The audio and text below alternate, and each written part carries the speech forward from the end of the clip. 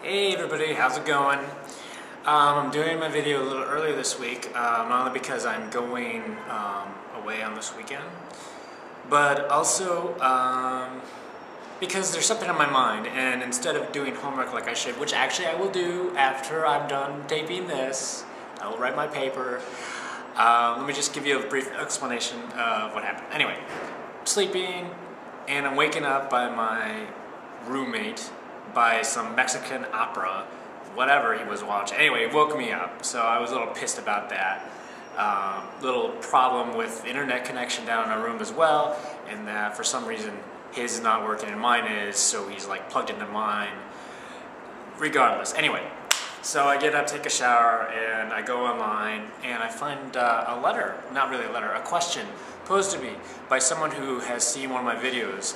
In fact, the first video that I have on this channel wasn't the first video I actually ever did, but it's called Being a Cartoonist, and it was taken in August of 2007 at Wizard Comic-Con in Rosemont. If you get a chance, check it out. I'll try to. Those of you who watch me on Facebook or MySpace, I'll put a link in a little description, so you guys can check it out if you want. I just went and watched it, and it's so funny because I'm so, a lot heavier than I am now. Anyway, the question she posed to me, I guess they're a student, was, can you tell me some of the problems with being a cartoonist? I have a research paper to type, and I feel you could offer great assistance. You come to the right person. Here's the response that I wrote to this person. Her screen name is Magatina Cooper. I'm assuming that's her name, or maybe that's just a made-up name. Anyway, here's the response. I already wrote to her, but I wanted to share with you what I actually typed to her. So here it is. I think one of the major problems with being a cartoonist is the fact that a lot of people still don't believe cartooning to be a true art. When they hear the word cartoon or comics, their minds immediately default to something they believe should be classified as juvenile or childish. For those who need literary proof, I recommend reading Scott McCloud's book called Understanding Comics. I'm not a big fan of the book since he's not really speaking to me as a cartoonist.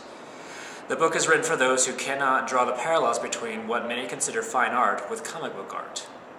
Cartooning is an art. For me, I spend hours upon hours laying out pages, doing design work, writing, plotting, inking, lettering. As I've been attending SAIC, it's a school here, I've also discovered that even the administration, though claiming to be progressive, has still not implemented a comics or illustration curriculum at this school. Kind of strange if you think about that, which actually I've talked about earlier this semester due to an article that I read.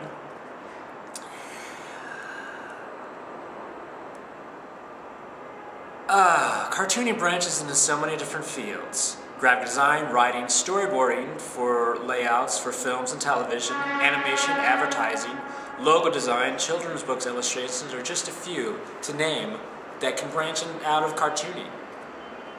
I personally have sold many of my comic pages for prices ranging between like $20 to $100 and beyond. Well-known artists have had their pages sold for thousands of dollars. Does this not sound like fine art to you?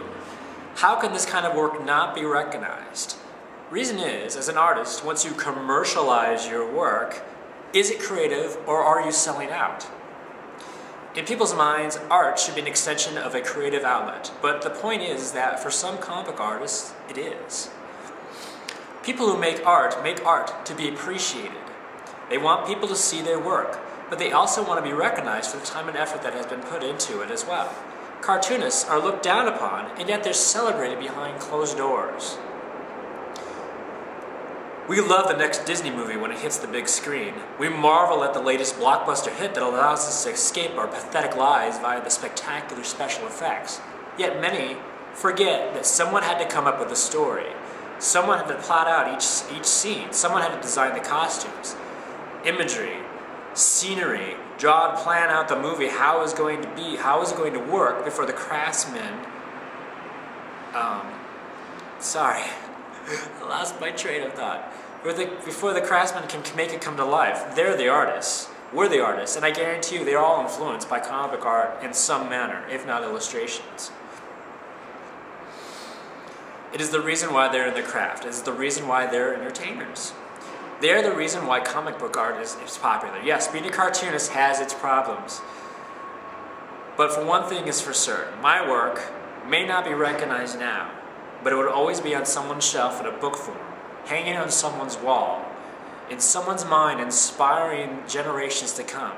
In the end, my work, regardless of whether or not it's recognized today, will be recognized tomorrow, and I will always be immortal.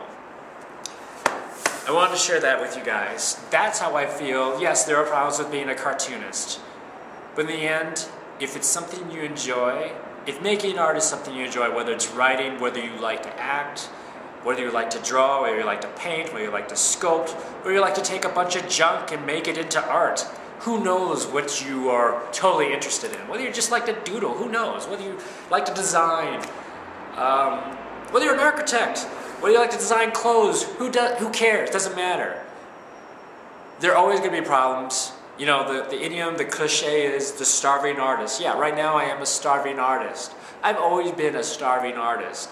It's really hard for me to get someone to pick up my book because they have preconceived misjudgments about cartooning.